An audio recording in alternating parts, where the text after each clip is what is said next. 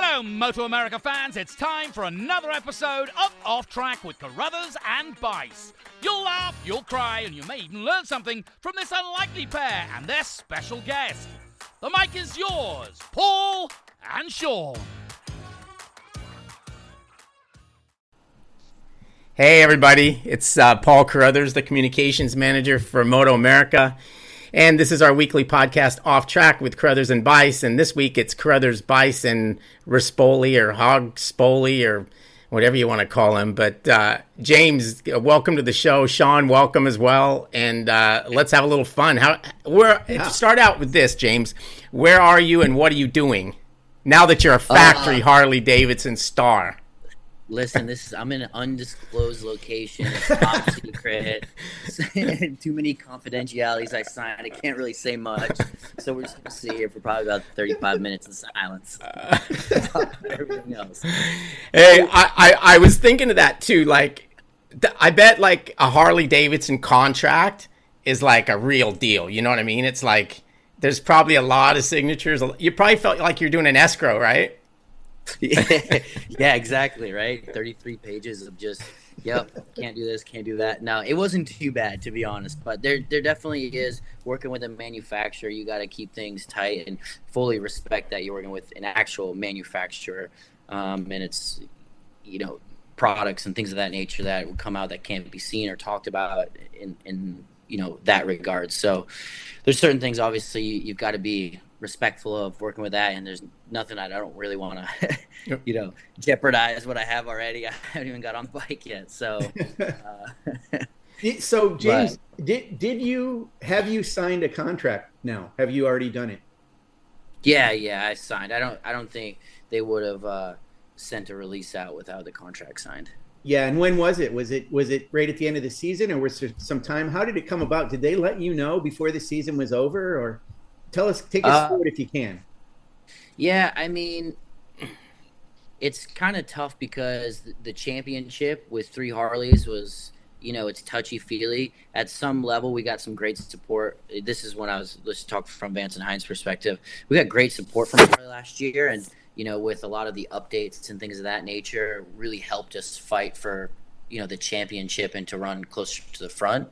And it's like no, I don't know how to say it, but it's like I've always wanted to try to be on a factory seat. So that was the goal going into it, is before even we started in Daytona, in the mission interviews for me was I'm trying to find a factory seat. Like that's what this year's about.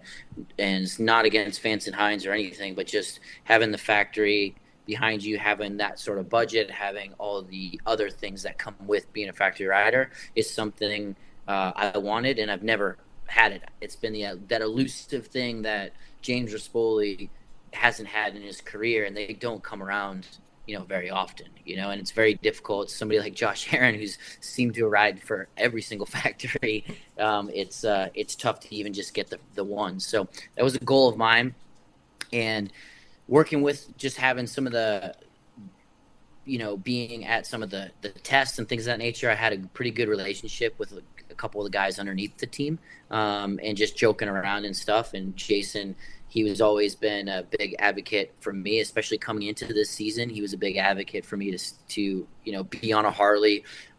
They obviously wanted to get the championship back, and at some level they wanted the factory bikes to win, but if they couldn't, they wanted a Harley-Davidson to win. So that was kind of always the motto going into the year was, listen, at all costs, we need a Harley-Davidson to win.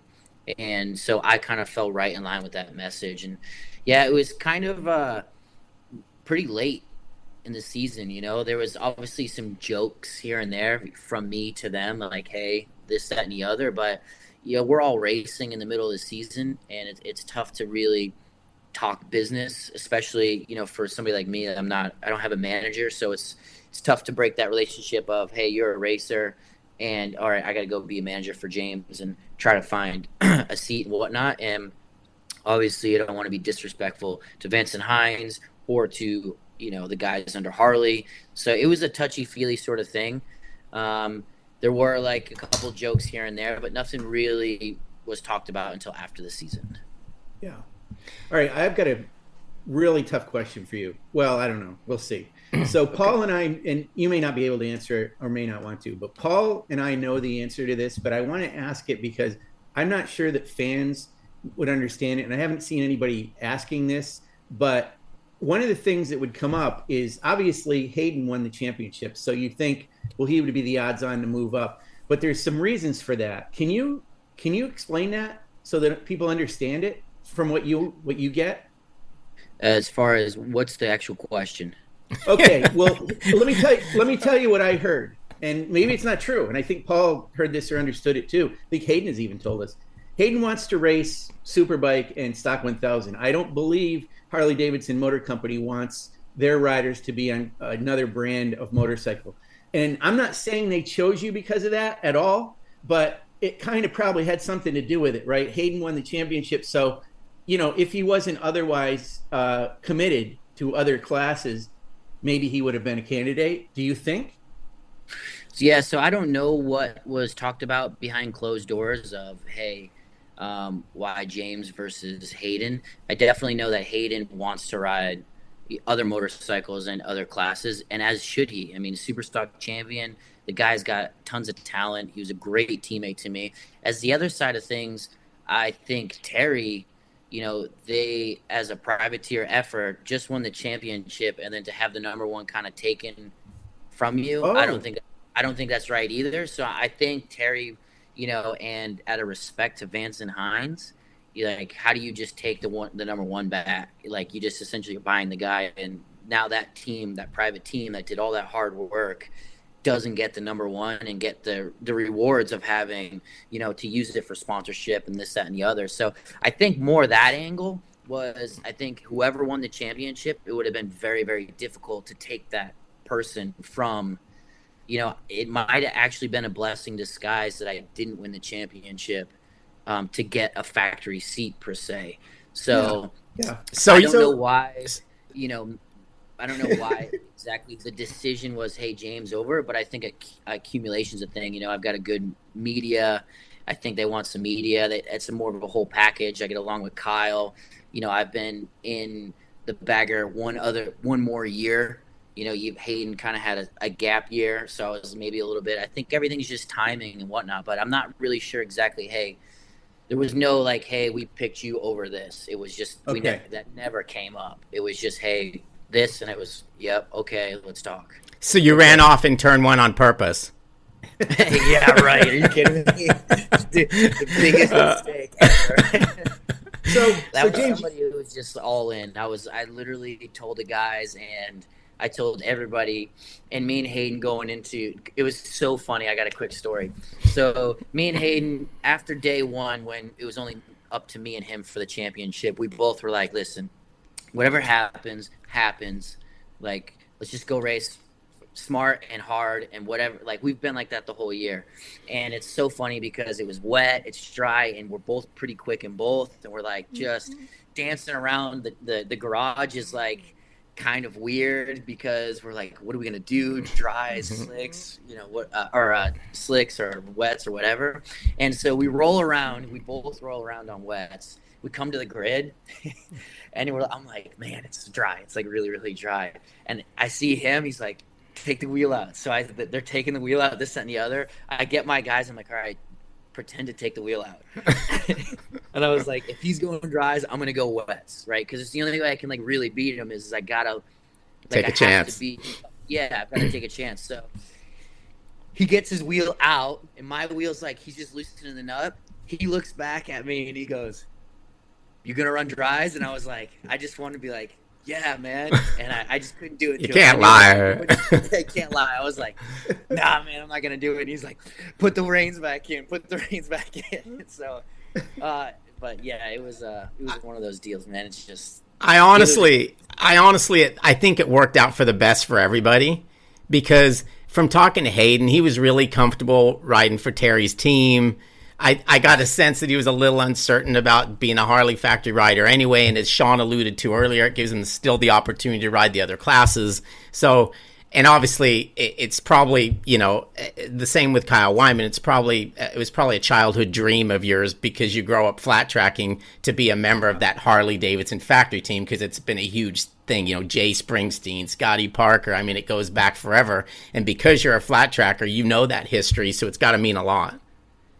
Dude, it means so much. And the other thing is to actually win a championship on the XG, which is the Harley-Davidson, I think went a long way for me getting the seat. Like if you look at it, besides Hayden win the championship, I was the only other guy to win a championship for Harley-Davidson. Right. So it went a long way, and it was something, I brought up, and it's something that I really, since I got on that Harley in 2019, the dirt track bike, I've kind of been on a Harley since in some way or another. And for me, that was always kind of the goal. And I remember I kept just visualizing it over the winter. Like, this is what I want to do. I want to make sure that I can get the good results and make the brand of James a little bit more, have an aurora, and to see this bagger thing explode into fans. Like, it's the closest thing that I had to that BSB, electricity of the fans interaction is this bagger kind of community. And the one thing I'll say is the Harley fans, man, they're loyal. Like, they're super loyal. And when I was telling this to the guys in 2021, I won a championship in 20, and in 21 I was kind of finishing last every weekend and still had lines out the door because I was the only Harley. And they're always just so supportive of guys on the Harleys and stuff like that. So for me, it's just been this huge dream of mine, and to ride for the factory, the motor company, to go and see everything, to see where everything's made and all that gives you a little bit more, to ride for, because you're doing it for all the employees, everybody behind. It's been kind of eye-opening. So tell us a little bit about what you're doing now, because I don't know if you're doing a photo shoot or whatever, but is that a Harley-Davidson thing?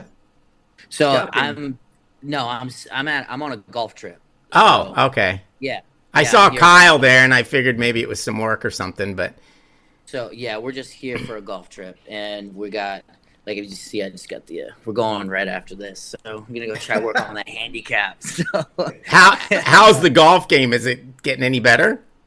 Yeah, yesterday I started blocking them right a little bit, and I started peeling them, but it wasn't too bad. We played a game in Palm Springs, our half before our flight, and it wasn't too bad. We just used it as a warm-up round for today. We're playing at a course here that's pretty good as long as the weather cooperates, but it hasn't been too bad. I'm pretty excited. The putting's getting a little bit better. I still just got to work on that drive, man.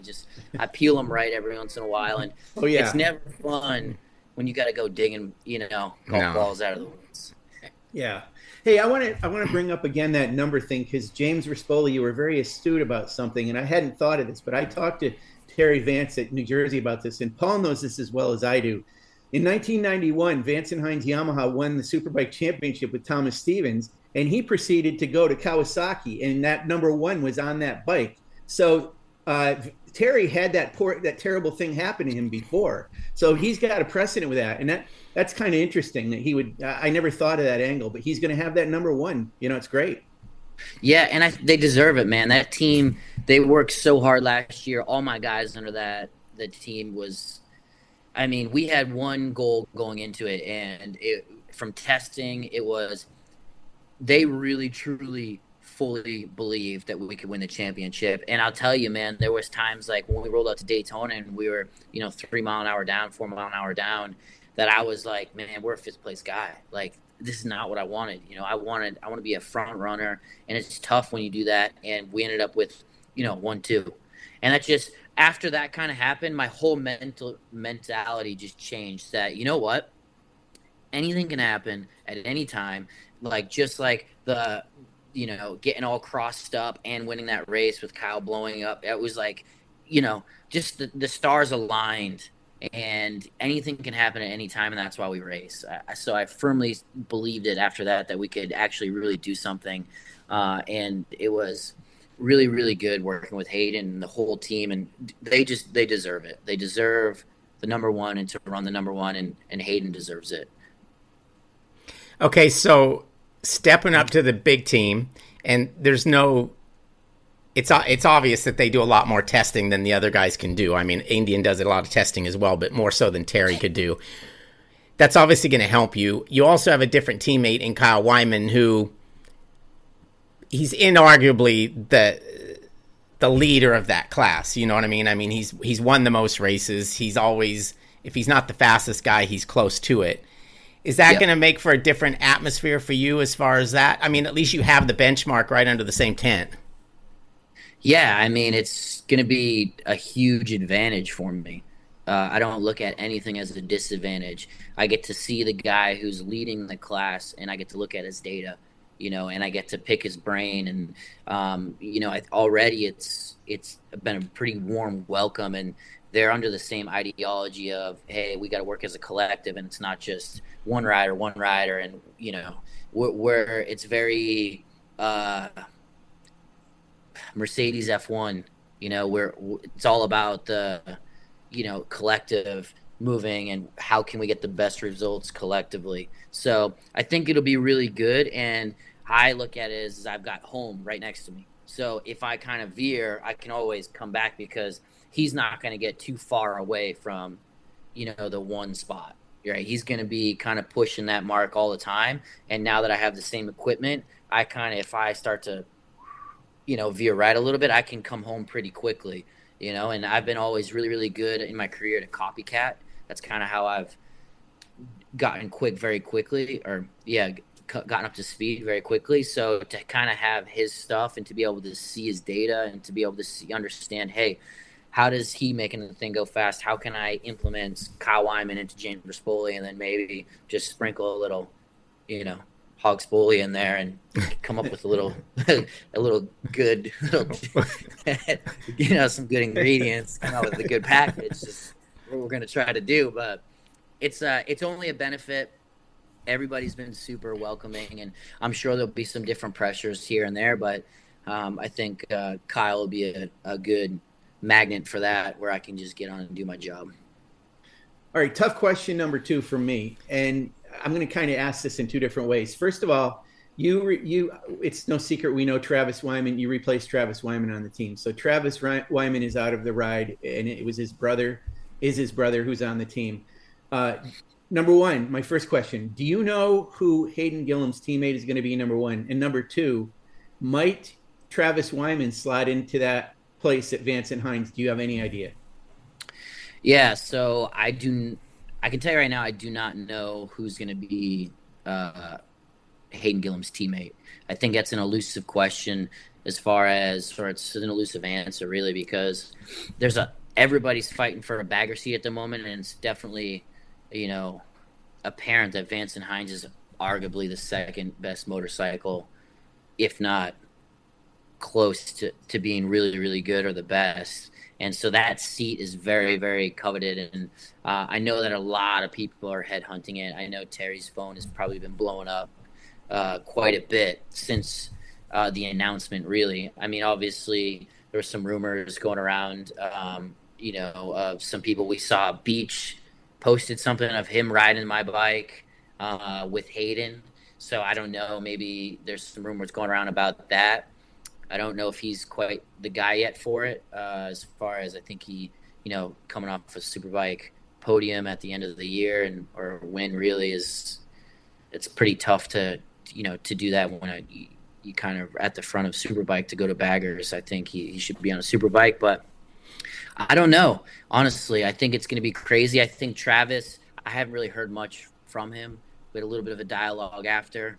He's been a good friend of mine for a long, long time. So as much as this is all I've wanted in my career, it's tough to, get it and then to see him lose it. Yeah. That's really hard for me. I didn't really like it. It took me a while to kind of reach out. I didn't really know what to do, but I could see him fit it. I mean, the guy showed he's got speed, and then the year before he showed he could win races, and he was in a championship contender. So, I mean, Travis has all the ingredients to do the job. So, I think he's definitely going to be a serious contender for that seat. Yeah, and you've probably seen on social media, Ruben Chaus is posting practically every day about baggers. So he wants in bad. Dude. Yeah, I don't know, man. Like, I don't know. I think he's been posting about it. He's definitely wants in. I mean, the guy's got a ton of talent. I mean, even for being older, I think he's seen what Jeremy McWilliams, the old dog's been able to do. And I think, yeah, the more the merrier. You know, we can get big names in there like Zaus would be awesome. He definitely wants it, and I don't know where he'll lie. I thought he had a deal signed. I feel like I thought he had a deal signed or something already. Right. But the more the merrier, you know. I think that would be awesome. I think we need more big names in it to give it credibility. I think people think it's a little bit easier than it is. You know, that whole deal, the bagger class specifically has gotten very, very quick, and there's some high-level guys in there. You know, myself, Kyle, Travis, Bobby Fong, Hayden Gillim, you know, Jake Lewis, like all these guys have won races, won championships in some form or another. And, you know, an ex-World Superbike guy coming in would be crazy. And, you know, I know there's just a lot of people trying to get in. So, I don't know, man. Zaus would be an interesting character. He's been a wild one. So, we'll see how he would kind of fare that. He's definitely wild. He's definitely wild, man. So it was so weird. He showed up at Pittsburgh. It was the weirdest thing to see him. It's like, wow, of all places. He's tranquilo a little bit. He's relaxed a little bit. He's the Ducati event. That guy, he's a relaxed man. So, James, when you look back at like your career, right? I mean, it's been up and down. You had those 2 super sport titles when it was kind of like the up and coming kids class. A dirt track. Okay. No, I'm not I'm not bagging on you. I probably did at the time. You were a kid too. Then you were a kid. It's okay. Dude, you can't win every year. Well, he was East champion and then West champion. If there was a North and a South, he would have done it 2 more years. 100%. True. He would have had to move to Mexico and Canada, but anyway. So we did that. We did British Superbike. But like this thing is like, I mean, it's like the perfect thing at the perfect time for you, right? Like, I mean, it just being James Rispoli right now is a pretty freaking good thing to be. It's awesome, man. Like, I almost retired in 2019, like fully almost retired from racing, and to kind of come back through that whole deal. And like you say, timing's everything. This is exactly what I want to do right now. You know, I want to be competitive. I want to race super hard, and I want to have fun, you know, and that this kind of ticks all those boxes. And to be riding for the motor company, to kind of check that last box of being a factory rider. If I, you know, can't race next year or whatever and end up retiring, I know, like, okay, I checked a lot of the boxes. I didn't make it to exactly where I wanted to go, and I have some some goals that I didn't get to check, you know, being on the world stage and things of that nature. But man, I've done a lot of stuff. I've been in a lot of places. I rode for a lot of teams, and I get to kind of use with the way I think that this generation, the way social media is working, my real James Rispoli, you know, attitude and persona, and to have a company to kind of stand behind, hey, we like that, and to allow me to just be myself. Is super cool, you know, like at the start of my career riding for Jordan and kind of understanding, hey, 10 plus years ago, it was a different time frame. Like, it was clean cut, you know, you can't, no drinking, none of this, no, like everything was super this, and now everything's kind of eased off a little bit. And it's a little bit more raw and fun, and I just enjoy where we're at right now, and it's really, really cool. And I'm just stoked, man. I'm just so pumped. I'm like, life's really, really good right now. A lot of my friends are doing well. My family's doing really well. Now I can just get my girlfriend to stateside. We'll be. Oh yeah, let's talk a little bit about that. I think she's Dutch, right? Yeah, she is Dutch. And then you went over there not so long ago, and yeah, she got visa issues. Is that the problem? it's not really an issue, man. Like everything's cleared and done as far as like the process goes. We're just waiting. So essentially, in a nutshell, they only allow so many visas to get cleared, employment based, for the rest of the world. Is what her like kind of spot is, and they go off of a certain like date of when you were kind of started, right? And so she started in Feb 15th of 2022, essentially, is when that number started. And so as they get closer towards the end of the fiscal year, they retro back to people that weren't ready at the time. So they're coming back now as in October, these months, but now they've changed things where they're only kind of updating by quarter instead of every month to try to make it easier on the people, but it makes it harder for us. So essentially we're 10 days short of being like the visa being open or being, allowed. And then she can go do her interview and then she comes right over and it's done. Like she already has a 3-year contract. Like it's just a waiting game. It stinks because she was here for like 6 months and then she had to go back and she's kind of having to get a job back there. And she, thought she left it and was going to start something and then kind of go back. So it's really tough on her a little bit and it's just tough, but we'll get through it. She's strong and she'll make it happen. And when she comes back, I can retire and she can just pay the bills.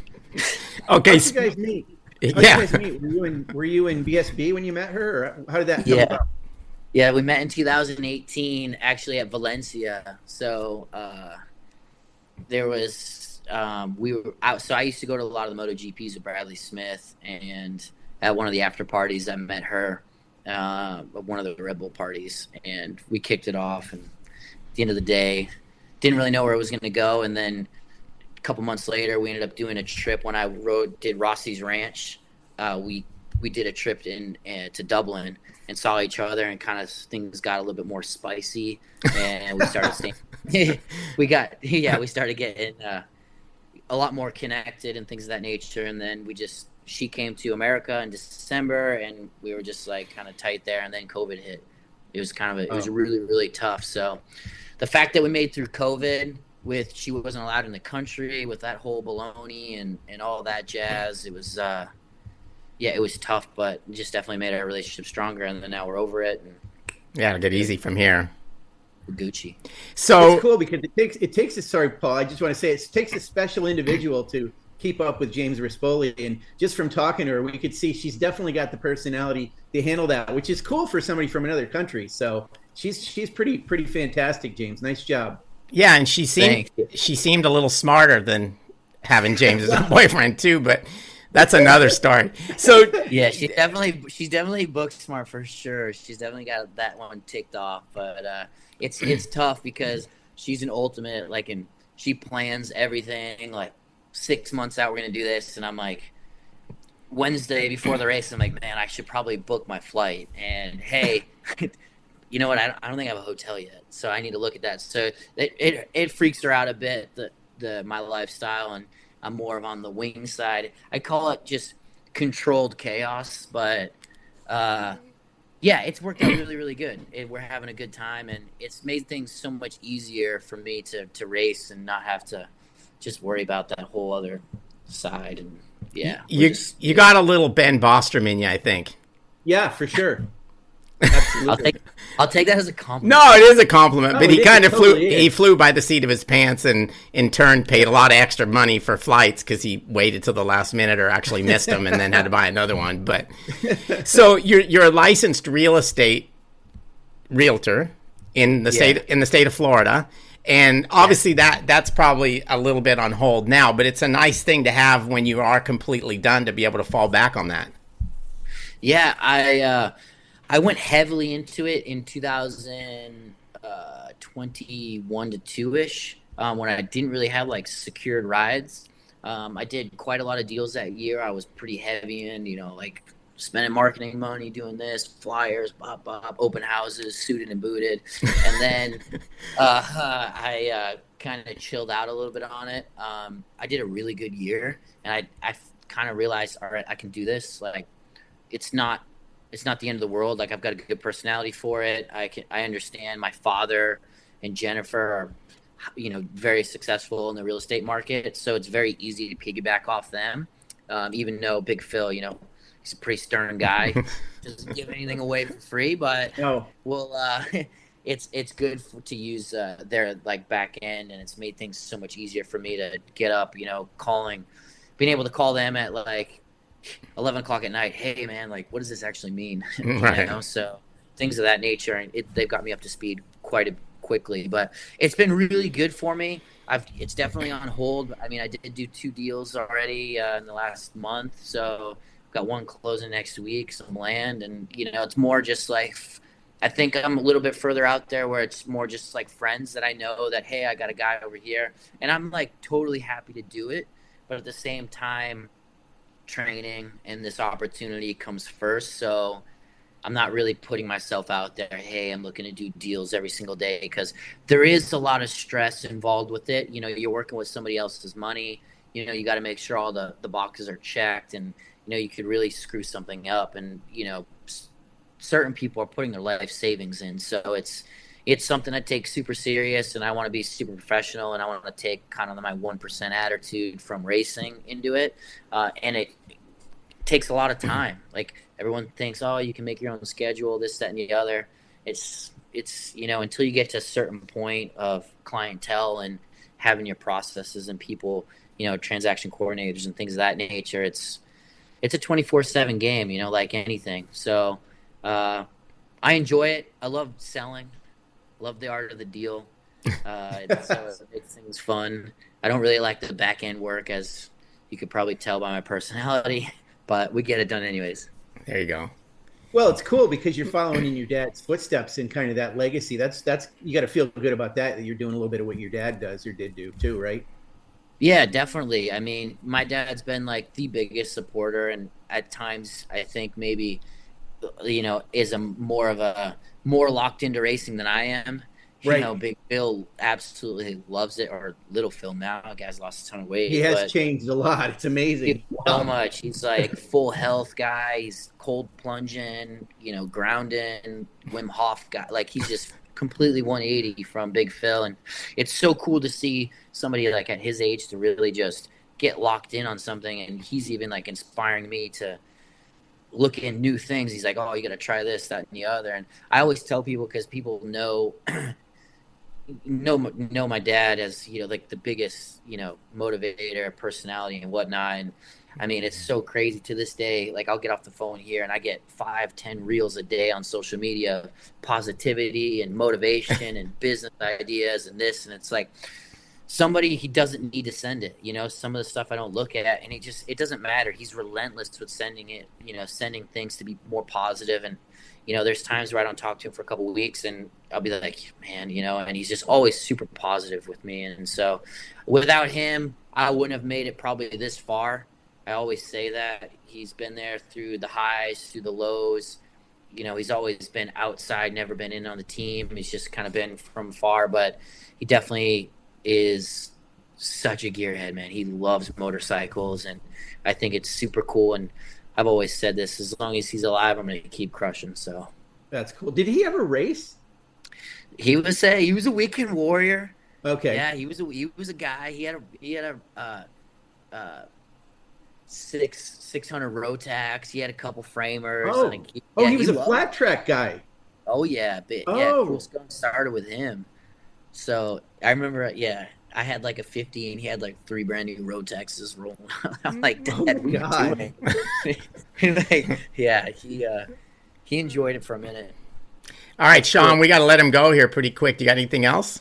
Yeah, one question. So one of the things that Harley's kind of known for is Kyle and Travis in the past and that team have done a lot of testing in the off season. I'm sure you guys are going to do the same without giving anything away where you're going to be or how. You've probably got a solid testing program leading up to Daytona.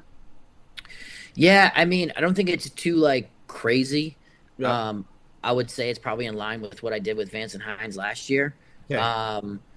I'm just excited to get on the bikes. I think where the big gains are for where Kyle was able to make, really big inroads was all the little, even 1-day tests like in the middle of the season. He probably had 20-30% more laps than we did as Vance and Hines, just due to not having the turnaround times of that thing. And I'm really looking forward for those little things, because we could do 15 days of testing in the winter, but you go to race one and you could be off the pace. Right.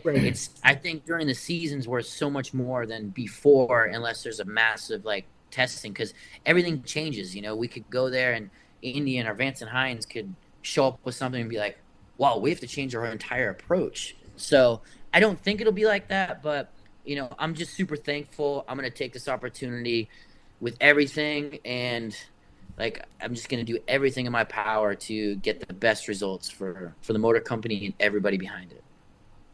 All right, Paul, one more I got to ask him, just because we recently ran this, I think, in one of our top 5 saves of the year or something, but we got to ask you about Daytona last year. I mean, that was crazy. Did you thought you lost? I mean, what were you thinking when that was happening? All I did was try to hold on as best I could. And I say, if it wasn't for a bagger, I would have been to the moon or in the fence. There was no way a sport bike would ever been able to save that. It was because the bagger's long, it's got rubber mounts, and it just twists and flex and things of that nature. But I don't know.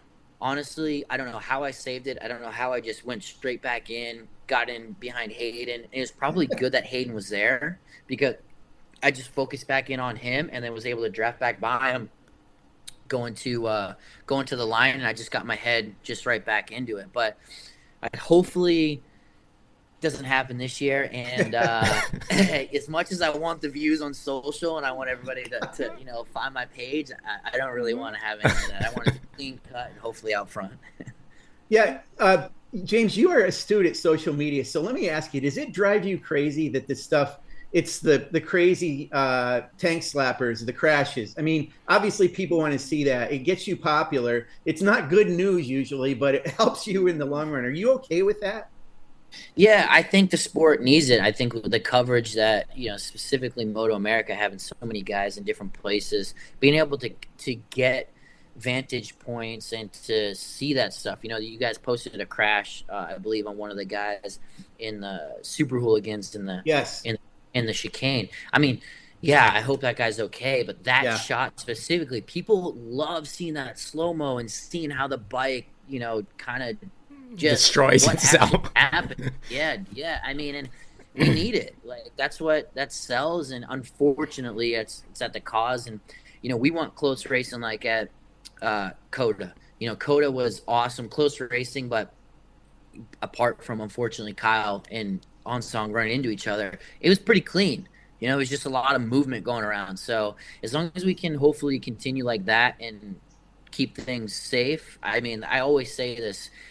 The bagger guys, what's so cool about it is there's nobody young in it, really. Everyone's kind of an old dog and kind of been around and done something, and everything's been super, clean, and everybody passes super hard and fun, but it's been clean. And I think, having everybody at a certain age and developed keeps that safe. So, yeah, I think it's crazy, and I hope things are more racy this year. Oh, Paul, I got one more. Sorry. Oh my God, the guy never stops, James. Well, I got a tea time, bro. Okay, real quick, I want to tell you this. So we're going back to Mid Ohio, which I know is a track of favorite years.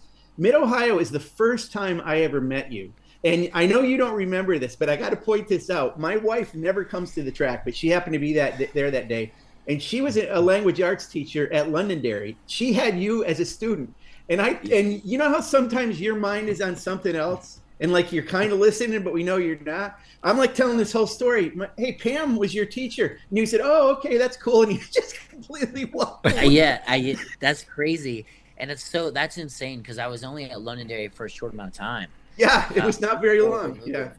And speaking about Mid-Ohio, it comes full circle, the whole thing. What's crazy about me and Hayden's story is that I raced him for a championship head-to-head and beat him in a championship. And then crazy enough, 10 years later, we're racing to each again for a championship, and he beats me. And the same thing happened to me Mid-Ohio against Hayden Gillim. It was the only time I've ever had a 9-second lead and lost the race. And It was to Hayden Gillim. and that day set something that's never ever happened to me again. So I've had a lot of things with Hayden Gillim in in my racing career, and it's kind of come full circle where we go back to Mid Ohio, one of the tracks that I love. So I'm so pumped that we're going back there. Good, that's good. You good, Cool. Sean? I got that in. Yeah, we can let him go play golf. We can. Dude, do I that. got a tea time. We got to go. Okay, man. Hey, thanks, James. Thanks, James. Hope you don't Thank you guys slice. so much. Okay. Yeah, keep it straight. All right, sounds good. Bye. See you guys.